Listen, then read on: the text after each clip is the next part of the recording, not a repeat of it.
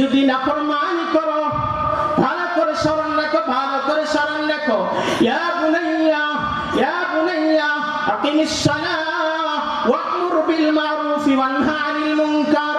অন্য আয়াতে হযরত লুকমান আলাইহিস সালামের কথা বলতেছেন, এ ছেলে আসমানের যে প্রান্তে তুমি যাও না কেন, জমিনের যে প্রান্তেই তুমি থাকো না কেন, যারা পরিমাণ যদি তুমি ভালো কাজ করো, সেটা আমার আল্লাহ তাআলা কাল কিয়ামতের ময়দানে হাজির করবেন। যারা পরিমাণ যদি নাফরমানি করো, সেটা আমার আল্লাহ হাজির করবেন। আল্লাহ পারেন কিনা? তাই ফেরেশতাদের মনের কথাটা আল্লাহ তাআলা বলে দিলেন, আল্লাহ তাআলা বলে দিলেন।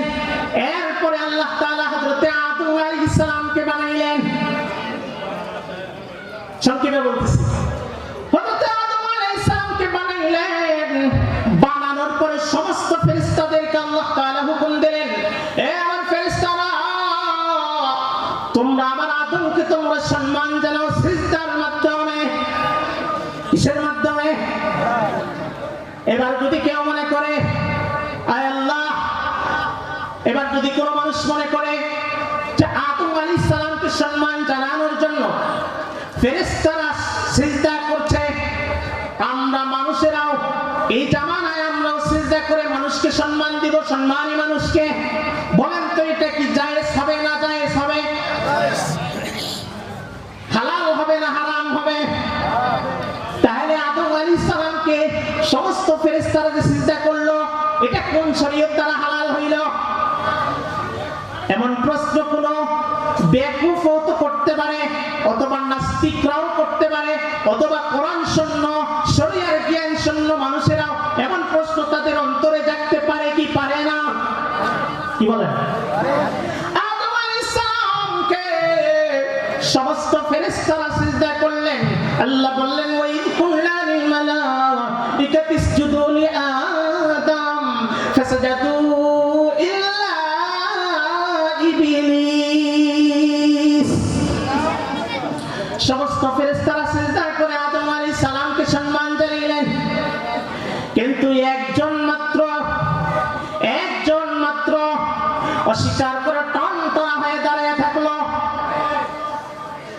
আবা ওয়াস্তাকবার ওয়া কানা মিনাল কাফিরিন। ইবলিস কয়, আমি তো আদমকে সিজদা করতে পারি না। আল্লাহ বলে, তোকে কোন জিনিসে বাধা দিল, তুই সিজদা করলি না কেন?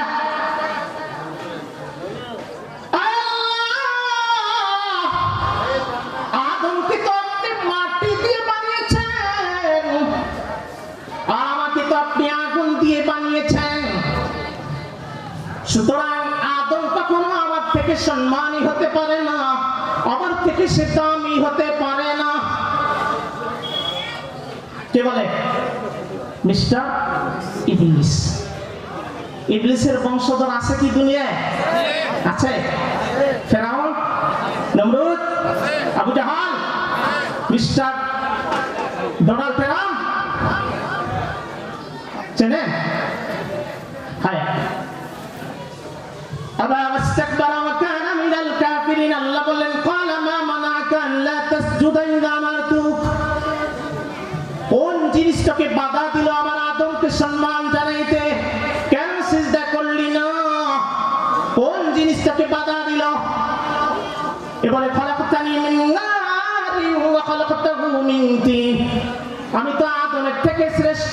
আদমকে আপনি মাটি দিয়ে বানিয়েছেন, আর আমাকে তো আপনি আগুন দিয়ে বানিয়েছেন। আদম মাটির স্বভাব হলো নিচের দিকে যাওয়া, আগুনের স্বভাব হলো উপরের দিকে যাওয়া। সুতরাং উপরের জিনিস কোন নিচু জিনিসের কাছে মাথা নত করতে পারে না। ইবলিস এখানে কয়টা কাজ করছে? দুইটা অন্যায় করেছে। এক নম্বরে রব্বে কারীমের হুকুমকে অমান্য করেছে, দুই নম্বরে সে রব্বে কারীমের সামনে যুক্তি পেশ করেছে। তার উচিত ছিল স্রষ্টা হিসাবে যখন হুকুম করেছে, সৃষ্টি হিসাবে তাকে সাথে সাথে সিজদায় পড়ে যাওয়া। দুই নম্বরে যে অন্যায়টা ইবলিস করেছে সেটা হলো সে আল্লাহর সামনে যুক্তি পেশ করেছে। কি করেছে? যুক্তি পেশ করেছে। এবার বলেন তো মিস্টার ইবলিস জ্ঞানের সাথে আল্লাহর জ্ঞানের তুলনা হয় নাকি? সারা পৃথিবীর যত কুল কায়নাত আল্লাহ বানাইছেন, সমস্ত কুল কায়নাতের মেধাকে, সমস্ত কুল কায়নাতের বুদ্ধিকে যদি একদিকে করা হয় কতটুকু হবে? আর বাকিটা আল্লাহ তাআলার, এটা তো তুলনাও করা যায় না। তারপরও আমি এক্সাম্পল বোঝার জন্য বলতেছি, সমুদ্রের ভিতরে আপনি যদি একটা সুই চোবান, সুইয়ের গোড়ালি দিয়ে যদি আপনি ওঠান, সমুদ্রে কি পরিমাণ পানি কমবে? 1 মণ, 1 কেজি, কতটুকু? সুইয়ের গোড়াতে যেটুকু উঠছে, এটা হলো সারা পৃথিবীর মানুষের জ্ঞান, সারা কুল কায়নাতের জ্ঞান। বাকি যেটা অবশিষ্ট হলো এটা আল্লাহ তাআলার জ্ঞান। সে এত ক্ষুদ্র একটা মাখলুক হয়ে আল্লাহ তাআলার সামনে কি করলো? সে যুক্তি পেশ করলো।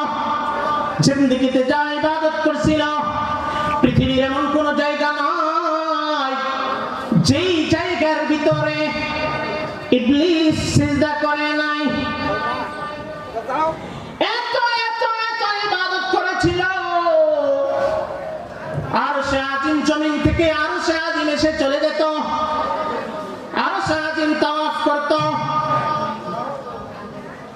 পৃথিবীর সমস্ত নবীদের সাথে তার সাক্ষাৎ হয়েছে।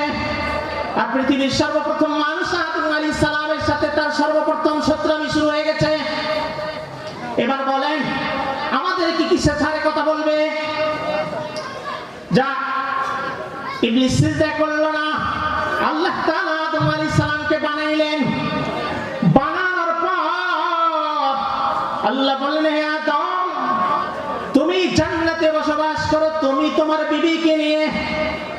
وقلنا يا آدم اسكن أنت وزوجك الجنة وكلا منها رغدا حيث شئتما।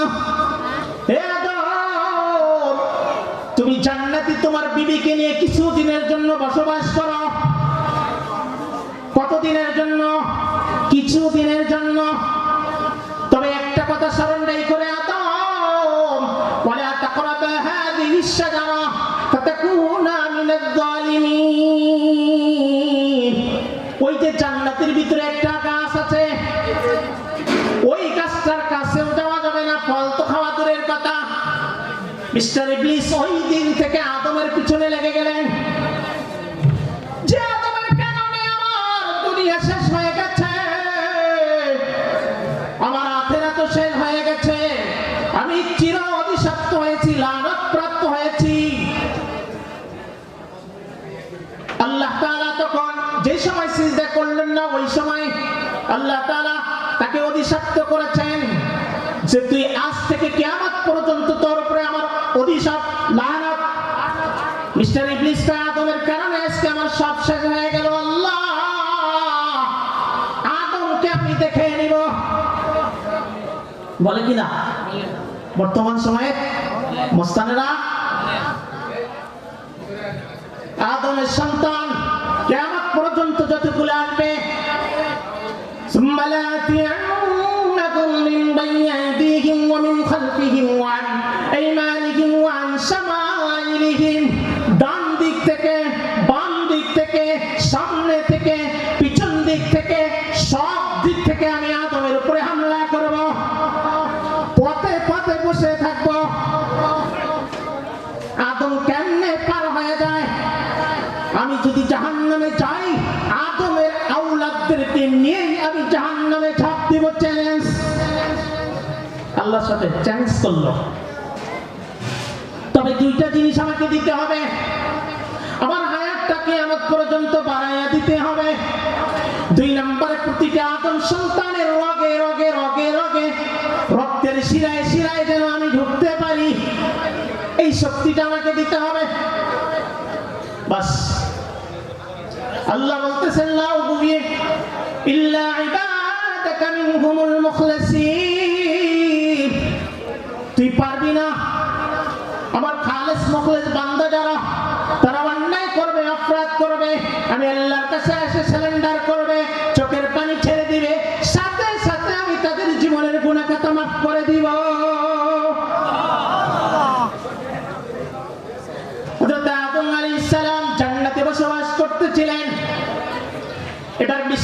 ইবলিস ভালো মানুষের বেশ ধরলেন, লম্বা একটা ফাগুরি লাগাইলেন, লম্বা একটা জুব্বা লাগাইলেন। লাগানোর পরে হযরত আদম আলাইহিস সালাম হাওয়া আলাইহিস সালামকে নসিহত করা শুরু করলেন। فوسوس لهما الشيطان ليبدي لهما ما وري عنهما من سوآتهما وقال ما نهاكما ربكما عن هذه الشجرة فتكونا من الظالمين فتكونا من الخالدين। আদম আলাইহিস সালামকে নসিহত করলেন।